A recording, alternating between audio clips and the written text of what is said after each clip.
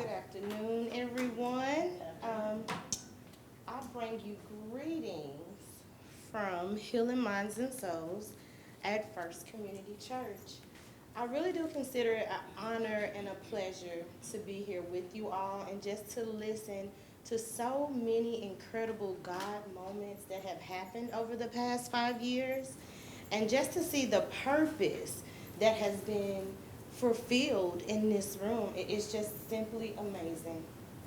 Um, calling to lives, meaning and purpose has opened so many doors for healing minds and souls. Our mission is we are a faith-based community dedicated to healing trauma through educational classes, resources, and fostering wholeness in the community. With that being said, I'm just going to give you a brief overview of our history. At the beginning of this process, I believe none of us knew about it because the first few years were only for pastors. Where during that time, my father was the pastor. And we knew, he did it, and we didn't really were involved in it. He transitioned during that process. And I believe Reverend Joy reached out to my mother, Pastor Ellenell, and said, hey, we're starting to spec up. We would like for you all to come back into the fold and be a part. And during that time, I'm not going to lie, I was leaving the church. My father just passed. I had been a PK for all of my life. I wanted to go travel. I wanted to sleep in the bed on Sunday mornings, Never been able to, I didn't know what that felt like. I wanted to experience it. But even in that time, God just would not let me rest. He would not let me not be a part of it.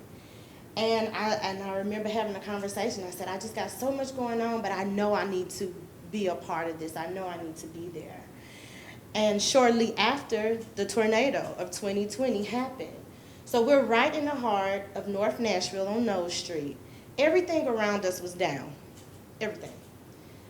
Everything except for our church. So many people from all over the United States descended in that community at that time, and they all landed at historic First Community Church. Our pews were filled with supplies, tarps, anything, nails, anything anyone needed, we had it at that moment. And it was just amazing just to see just the trucks just dropping off just tons of things, whatever you wanted, literally, it was there. We had builders coming in from all over the United States.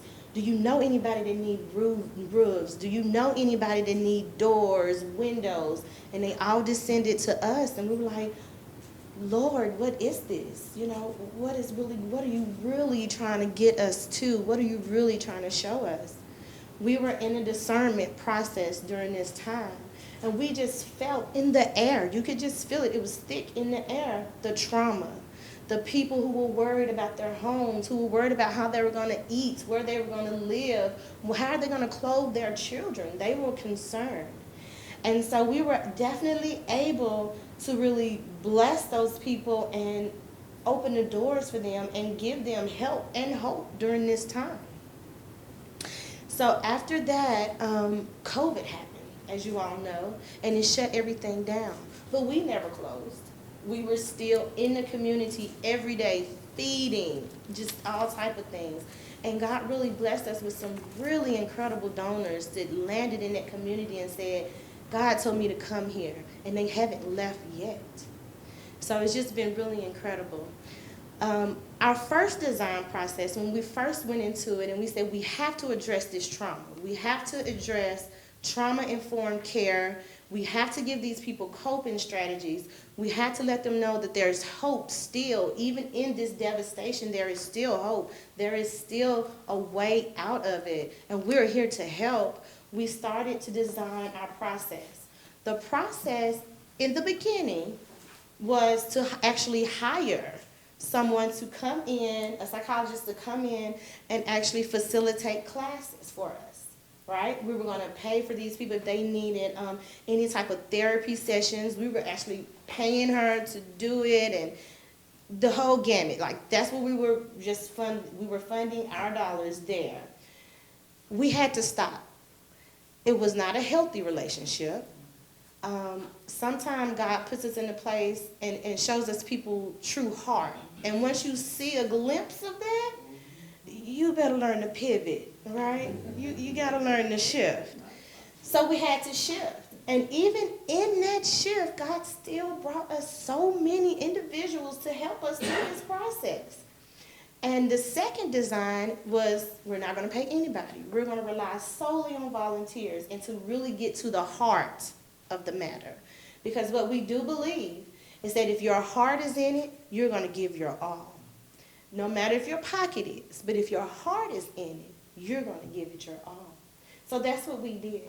And now we have a beautiful process that we offer. Our current design is just, we have facilitators that come in. They have all type of different backgrounds. We have neurologists, family medical doctors, accountants, just everybody, anything, professors, just professional people that come in, and they come into our community to facilitate our program. So, Joy, go to the next slide. So the next thing, I'm just going to talk about our different programs and how we actually broke it down. So the first thing we have is we have a food program. Our food programs consist of Tuesday and Wednesdays. We serve 500 meals a week. Tuesday and Wednesday, 250 meals a day. That is equivalent to over 30,000 meals in our community. So when we talk about food insecurities, we said we got to tackle this because that was one of our main concerns. People didn't know how they were going to eat. They didn't know how they were going to feed their families. The elderly did not have money after they paid for their medication and their bills to even buy groceries. So we had to address that. After that, we also partner with Hands on Nashville, where we get a lot of our volunteers. We're actually one of their top agencies that actually have volunteers. I think we were number 5 last month on their site. We do weekly food boxes. Our weekly food boxes, we have recently designed them to actually tackle and help different health disparities in our community. So we actually have food boxes. If you're a diabetic, we have specific food boxes for you. If you have hypertension, we have specific food boxes for you as well. We have monthly food boxes as well that go out and they service the community. We do have a community garden in the back of our properties. It goes across the 2 of our neighboring houses that we own. It goes across the 2 of the back, and people come in, volunteers come in. The people that are participants that are in the program, they go and they garden. And this has really opened the door for a lot of healing and a lot of learning how to be self-efficient in our communities. We have our kids who've never gardened, and now they're learning gardening skills, and they love being in the dirt and picking cabbages and, all of that good stuff. And then we also do our annual turkey drive. So every year we give away no less than 175 turkeys for Thanksgiving, between Thanksgiving and Christmas. I think last year we did at Christmas as well, and we gave away hams. So we do, those are our food programs, and we do that every week. So we're in the community. Our educational programs, we have designed that so that it addresses trauma at various stages. And we know that if your needs aren't being met in certain areas, then you're not going to be able to keep a stable job. You're not going to be able to provide. In the housing situation, it may be a little difficult to hold on to.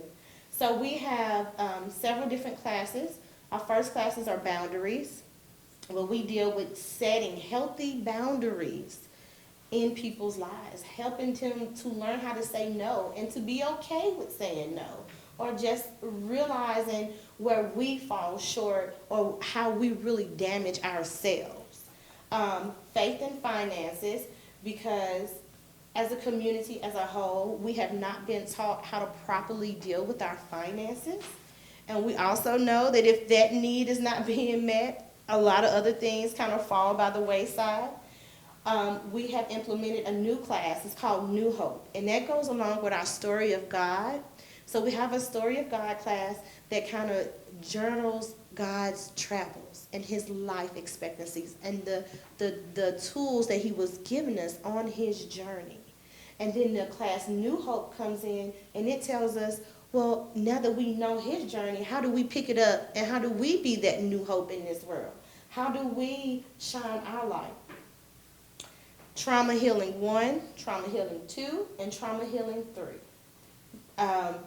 Those are some amazing classes. I actually had made capacity for myself to sit in trauma healing, and it was just a tremendous experience to be in a room with people from all walks of life and to all be able to recognize that we have trauma, no matter what area it is in or how it looks, because it may look different to everyone, but we're there and we support each other and we no judgment. It's a very sacred community in those rooms. And they have even utilized our garden by doing a burial service in the garden. So whatever that pain was, whatever that trauma was, whatever that issue was, we tear it up and bury it to never return again. They've set them on fire. We burned them. We don't want to see them anymore. It's a release. And that has really helped in the lives. And we also have a new class that's coming up. It's called Work Life, where we're actually helping people that were formerly incarcerated integrate back into the world, integrate back into life to become resilient and fund their life and find new work and employment. We also have a resource center. Our Family Resource Center, it is ran by one of our congregants, and we have all supplies. Anything, baby supplies, personal needs, canned food goods, anything. We have industrial-sized freezers where we have meat lockers, drink lockers, whatever you need, it's there. And that is in our resource center. So we have participants come in, or anybody can come, and of course they're shopping for free, and they come in and they shop and they just get whatever they need, and they can do this on a weekly basis. And that's really all I have. I was trying to keep my speech really short to the 5 minutes. That is all that I have for our program. But I want to say that we do a lot. And we love it. We are always in the community, always looking for someone to help. The one thing that I found just really, really special about this community that we have created is that we have homeless people sitting beside millionaires, and you will never know the difference. Everybody is met with their need that they need at that moment. There's no judgment. Nobody is sectioned off. Everybody is one in that place. And these people, they are in our community, in our North Nashville community, but they also travel from Brentwood, Franklin, Smyrna, Laverne to be with this community because they found peace. They found hope with us, and they found love. Thank you.